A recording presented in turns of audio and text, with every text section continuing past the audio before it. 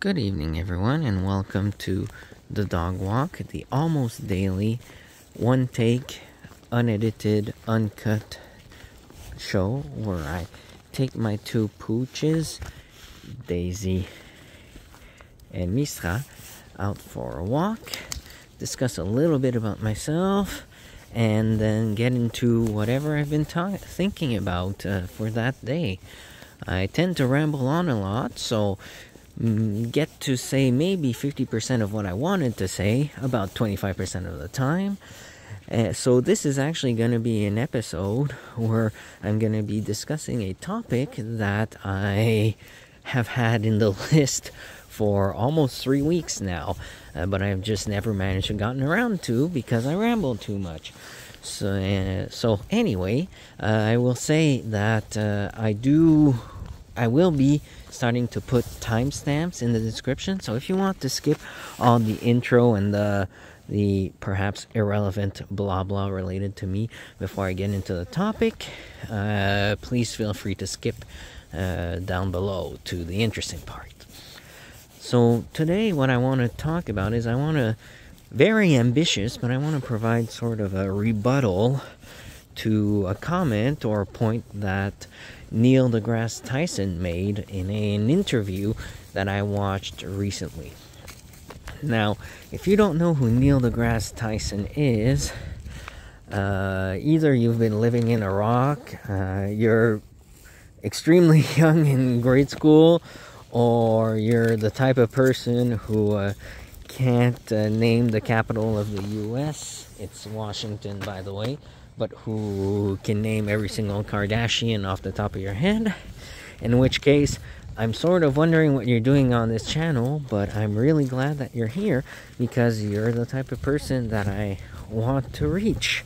That I would otherwise expect to click off, but hey, if you manage to stick with me, you might find some value to what I have to say.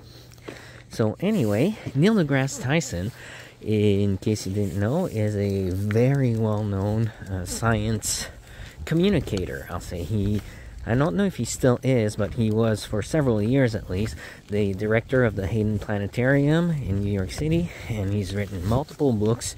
Very famous guy. Anyway, and he's not necessarily one of my idols, but I do really think that what he does is amazing, and I wish that there were many more people like him in the world. I like also that he doesn't just limit himself to super nerdy scientific topics. He tries to bring common sense to everyday problems, and I have yet to find Daisy. I have yet to find a topic or one of his talks that hasn't been interesting to me. So anyway, also I'm recording today in 0.6 zoom. I'm really hoping that there's enough light. It's not looking like there's enough light on my screen, but I watched a few videos and they seem to be sort of okay. I'm hoping it wasn't just because there happened to be a bright full moon that night or something like that. But anyway, hopefully this is all visible to you. If not, I'm apologize in advance. Yeah, I am a big science nerd for those who haven't figured that out yet or through previous episodes. I studied in science, double major in computer space science, and I've spent years reading science news websites, that type of stuff. Probably more time doing that than I actually spent doing my degree in science. I truly am a believer in self-education, individual learning, as opposed to the industrial education system that we all have to go through. In fact, that's another topic that I have on the list that I want to talk about, and I think it would marry very well with my previous discussions on future government, economy, and all that. Because I really believe our education system, just like our political system and our economic system, needs to be reformed for the 21st century. But that's a topic for another day. So enough about me, because I don't want to ramble on for another hour about that. I want to get to Mr. Tyson, the Grasse Tyson's point. And I am hoping that I'll be able to find the original video for the interview and link it here in a card now. But if not, to very much summarize and oversimplify his point, he's asked, in a nutshell, if he thinks that we, i.e. humans, are special. And his answer is no. He thinks that we are a result of pure chance, a combination of molecules, atoms, chemical reactions. The fact that we evolved as an intelligent species is completely random, and that we are not special because of that. It's just pure chance. Now, I would argue that the fact that even if he's correct and it is pure chance, that is what makes us special. And I will say why a little bit later on. But he also, oh, actually, you know what? I'll talk to that first. So I think there's two ways to look at this, and I believe I may have gotten this from one of the books that I've read from the Dalai Lama or something like that. I don't think this is an original thought of mine, so I don't want to claim credit for it. But there's basically two ways that you can look at the universe and how it's organized. You can take the pessimistic view, which is that I am so insignificant. Yeah, pulling too hard. Good thing I have that harness and not a choker or just a neck. Anyway,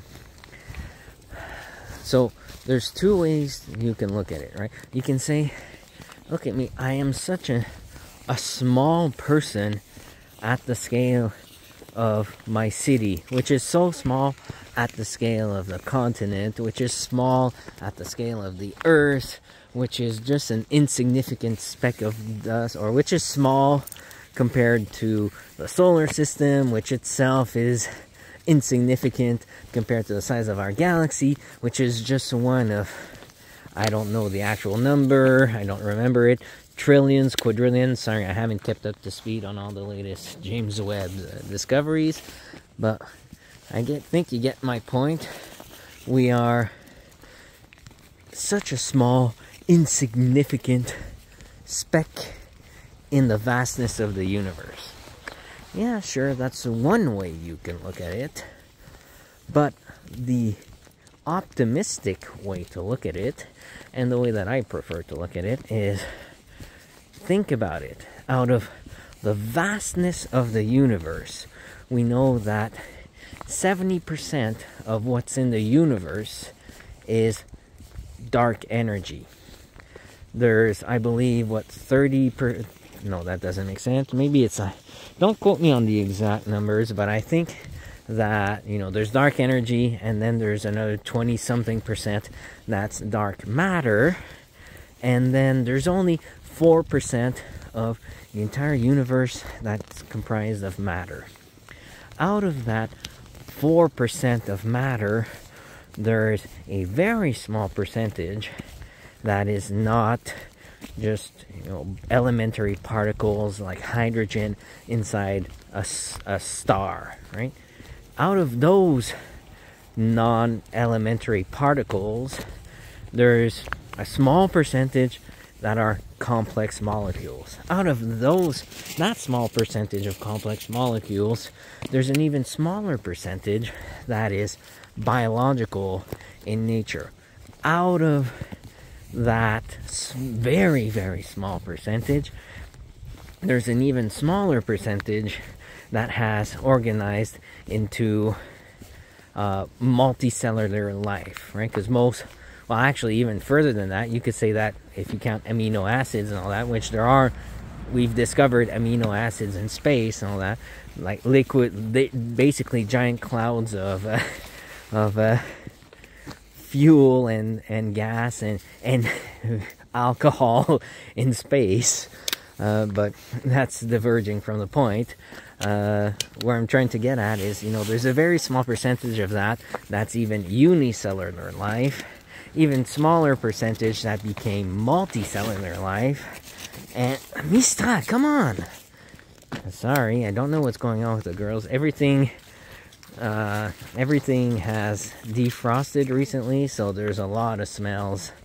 But anyway, I keep meandering because of the dogs off the point. So to make the actual point, and to get to what I was trying to say, the optimistic view is there's a smaller percentage of that became multicellular life, a small percentage of that became animal life, an even smaller percentage of that became mammals, a smaller percentage of that became intelligent, and you kind of get my point, right? So, out of all of that, how could you say that we are not special? Yes, you as an individual might be small, but what you represent in the rise of complexity in the universe, that to me is significant. So I think that the optimistic view is to realize that you are quite special, actually, because there is so little of the entire energy or whatever comprises the universe that became intelligent, that became aware. We are really a way for the universe to know itself. And how could you say that that's not special?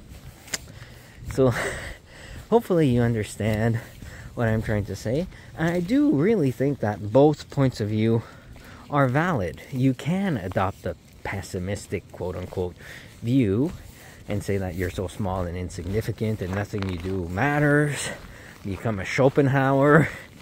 But I choose to see it the other way and to think that, hey, we are all special, or we have the potential to be special, because we really are rare, so rare, right? And what makes something special? It's its rarity. Why is the Mona Lisa special more than, the mass-produced t-shirt or whatever image, right? It's that it's rare, it's unique, it's one of a kind.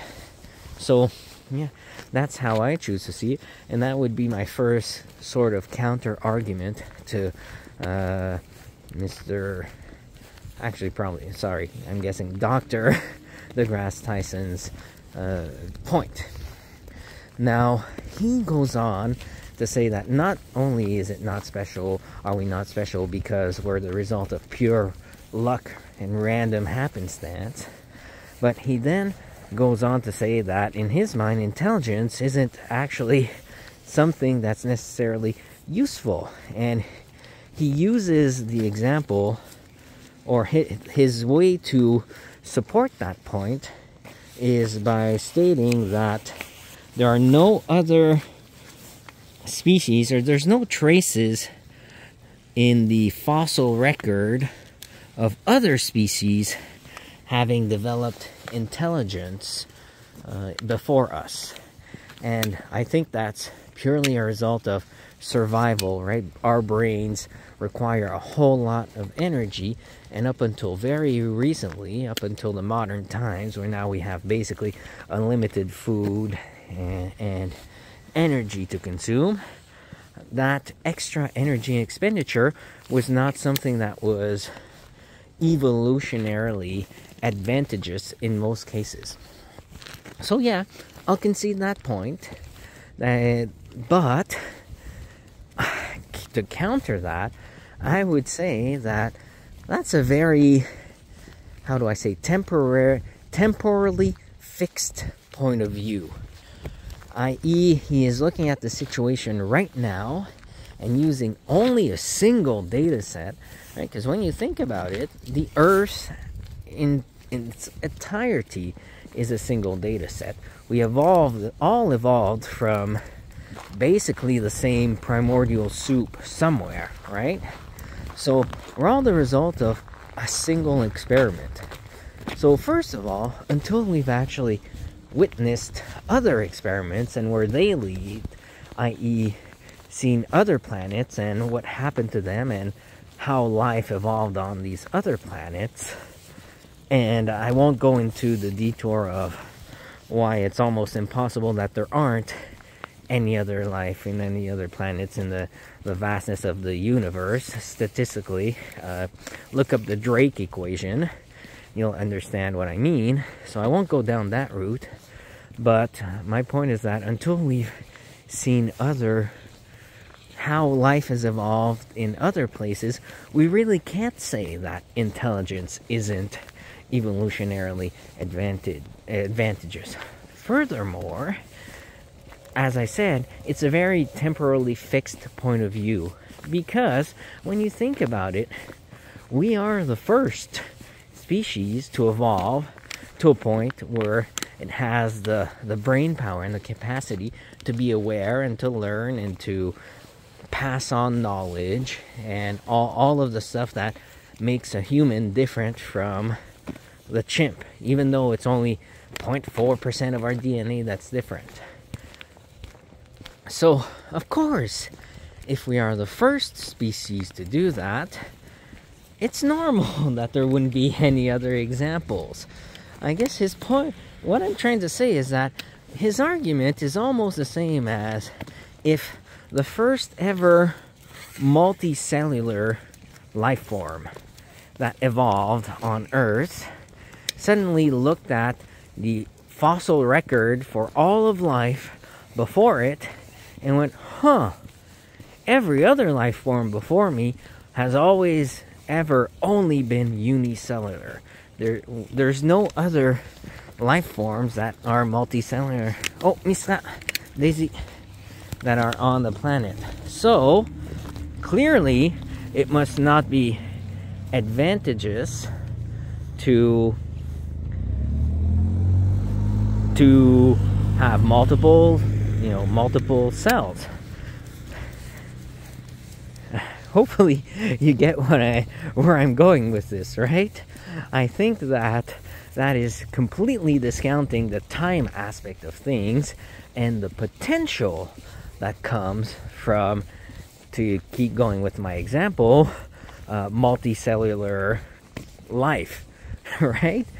And if those first multicellular life forms that evolved had just said, okay, well, it's not something that's useful, and that's it, and therefore, we're not special, and blah blah blah, and all that stuff. That's kind of the argument that Neil deGrasse Tyson is making, and isn't that short-sighted? Because those very very very basic primordial multicellular life forms have led to almost everything that you see alive on the planet today, including us, including these two dogs in front of me, right? So you can't just say that because it hasn't happened before that it's not special or useful, or however he put that point. I think that's a very short-sighted, uncharacteristically short-sighted point of view from Neil deGrasse Tyson there. I hope you think that what I'm saying makes sense. And you also have to remember that we are now at a point where we have evolved where we basically dominate the entire planet. So we are in a position to basically block, just like the rich block the poor from ever increasing their standard of life, let alone for the natural increases that come from osmosis through the permeation of the progress of technology throughout society.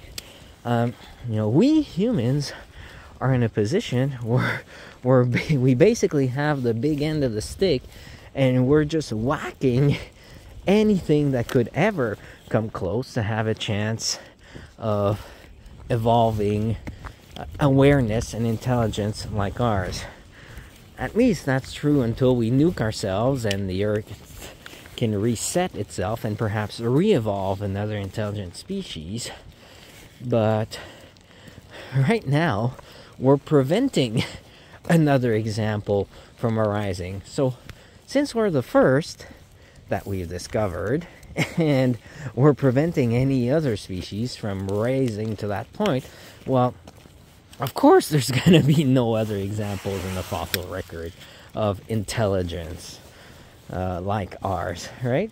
That just makes sense. So yeah, that's kind of my point for today, my discussion. So I really do believe that if we take a more broad view of the universe as opposed to the individualistic view that our society trains us to have, especially nowadays with Generation Alpha and the snowflakes that are raising them, if you zoom out a little bit and consider the big picture, I think you will realize that we are special. And I think that it's our responsibility, as the one way that we know of, because I really truly believe that there are other intelligent species out there, probably much more intelligent than us, and they don't pay attention to us, and they don't come visit us, just because how much attention do you pay to a colony of ants? Do you go out of your way to visit a specific colony of ants that is halfway across the globe? No, you don't, right? They are way beneath your concern. So I think that any species that's as intelligent or more intelligent than us, really, that's why they haven't come to visit us. So, but assuming that, let's say for some miracle, we are the first, well, I think that gives us sort of a responsibility, as the only way that we know of for the universe to know itself, to act that way and to probe the mysteries and to basically make our lives as special as the universe intended them to be. To spend our time probing the mysteries of the universe, as opposed to probing what dress the Kardashians wore at the last Met Gala, or whatever it is, right? So maybe it's time for us to grow up, realize how special we truly are, and start to act accordingly. And please don't get me wrong, Dr. Grasse Tyson is one of those people who is definitely doing that. So this message is not aimed towards him, it's aimed towards humanity in general. So what do you think? Are we special? Are we not? What do you prescribe to this positive view outlook of the universe, or the more negative, pessimistic one? Let me know down in the comments. And as usual, thanks for listening to the Dog Walk. Have a good one.